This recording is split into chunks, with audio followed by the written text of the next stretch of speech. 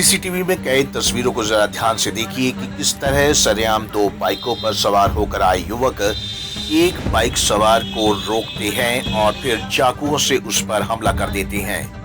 लड़के पर जमकर चाकू से वार करने के बाद युवक बिना किसी डर के वहां से बाइक से फरार हो जाते हैं, जिसके बाद मार्केट के लोगों ने घायल को अस्पताल में भर्ती कराया, जहां उसकी हालत गंभीर बनी हुई है।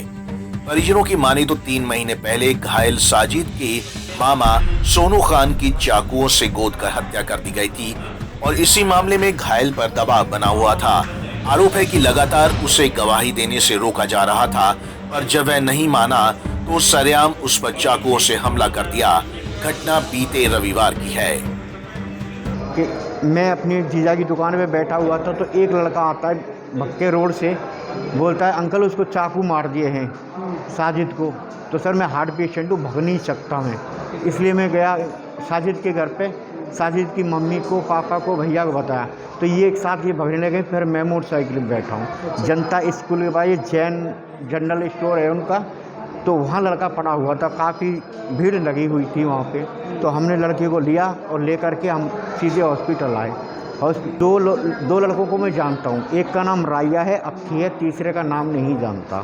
ये भाई अपने रसूख बनाने के लिए, अपने दबंगी दिखाने के लिए ये लोग ऐसा करते हैं। अस्पताल में भर्ती कर दिया। अभी ये कौन सा हॉस्पिटल है, मानवता हॉस्पिटल है, इसमें भर्ती कर दिया लड़के को। आईसीयू रूम में है, सीरियस हालत है इसकी। इनने जो है आज से तकरीबन 3 महीने पहले इनके मामा को चाकू मार दिए तो सिरे मर गया। उस टाइम इस लड़के को भी 2 चाकू लगे थे सर, जो फेफड़े में चोट आई थी। तो बहुत ही दिन अभी तक दवाइयाँ खा रहे, लड़का ठीक तरीके से ठीक नहीं है। ये लोग सिर्फ अपना रसूख यानी दबंगी दिखाने के लिए ऐसा कर देते हैं। वहीं मामले की जानकारी मिलते ही पुलिस हरकत में आई और सीसीटीवी फुटेज के आधार पर पुलिस ने 2 आरोपियों को गिरफ्तार कर लिया। वहीं अन्य आरोपियों के लिए लगातार छापेमारी की जा रही है। ये एक साजिद नाम का लड़का है जो अपनी मोटरसाइकिल पे कल जा रहा था, सुभाष कॉलोनी में रहते हैं। तो मोटरसाइकिल पे कहीं जा रहा था, रास्ते में दूसरी मोटरसाइकिल आरोपियों ने आकर उस पर रोककर चाकू से हमला किया था, जिसको अब इलाज अभी मानवता हॉस्पिटल में चल रहा है, जिसमें हमने तुरंत ही कल FIR दर्ज कर ली और 2 अक्यूज़ को हमने राउंड अप कर लिया है। उसमें रोहित उर्फ अंकी गुज्जर और शरीफ उर्फ रैया। अभी वो पुराना ही बता रहे हैं कि हमारे को गवाही उसके लिए पहले एक मुकदमा दर्ज है उसके मामा की हत्या का।